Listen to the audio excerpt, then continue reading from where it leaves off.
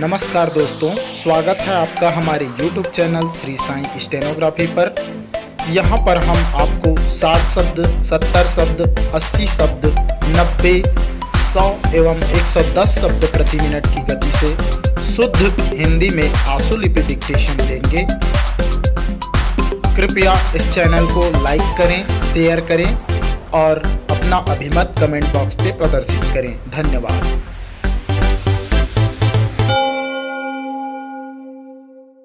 Ready start. सभापति महोदय, राष्ट्रपति जी के अभिभाषण पर जो धन्यवाद का प्रस्ताव सदन के सामने प्रस्तुत है, उसका समर्थन करने के लिए मैं खड़ा हुआ हूँ। राष्ट्रपति जी का जो अभिभाषण है, उसमें देश के लिए नई दिशा का निर्देश देने की कोशिश की गई है। राष्ट्रपति का अभिभाषण देश को नई दिशा देने की दिशा में बहुत ही उचित कदम है। पहला है समाज का अत्यंत गरीब वर्ग, जिसे हरिजन और आदिवासी कहते हैं, उसकी आर्थिक दशा सुधारने के लिए पूरी कोशिश की गई है। दूसरा है महंगाई रोकने के लिए ठोस कदम का उठाना।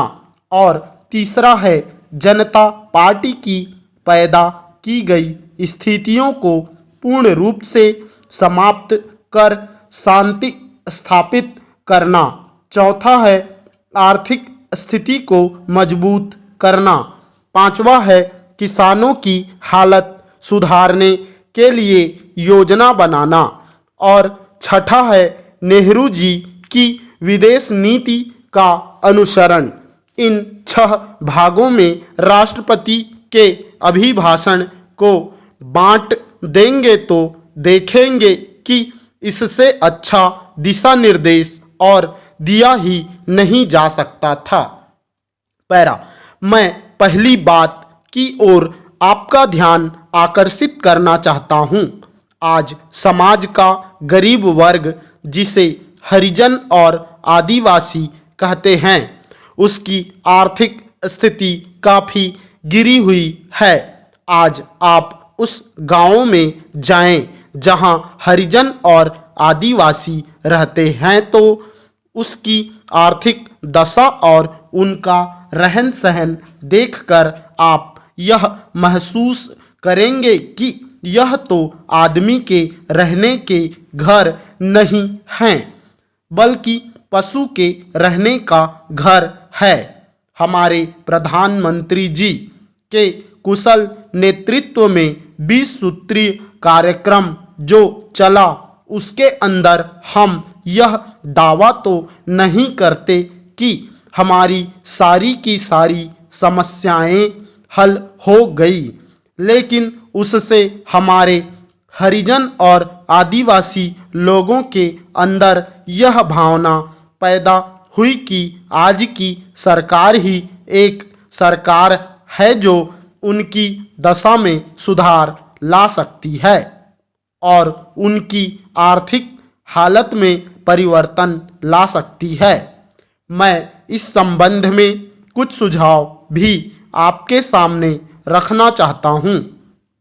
आप जानते हैं कि 20 सूत्री कार्यक्रम के अंतर्गत हरिजन और आदिवासी को कुछ जमीन दी गई थी, परंतु लोकदल तथा अन्य सरकार के ज़माने में उनकी वह जमीन जो उनसे छीन ली गई थी, उनको फिर से उस पर बसाने की कोशिश की जाए। मैं सरकार से यह कहना चाहता हूँ कि हरिजन को सिर्फ जमीन देना ही काफ़ी नहीं है, उनको जमीन अवश्य दी जाए और इस काम को वह अपना मुख्य काम समझकर करें। लेकिन इसके साथ साथ शिक्षा की जिम्मेदारी भारत सरकार अपने हाथ में ले और प्रत्येक इलाके में तहसील के स्तर पर एक स्कूल हरिजन बच्चों को पढ़ाने के लिए बनाया जाए।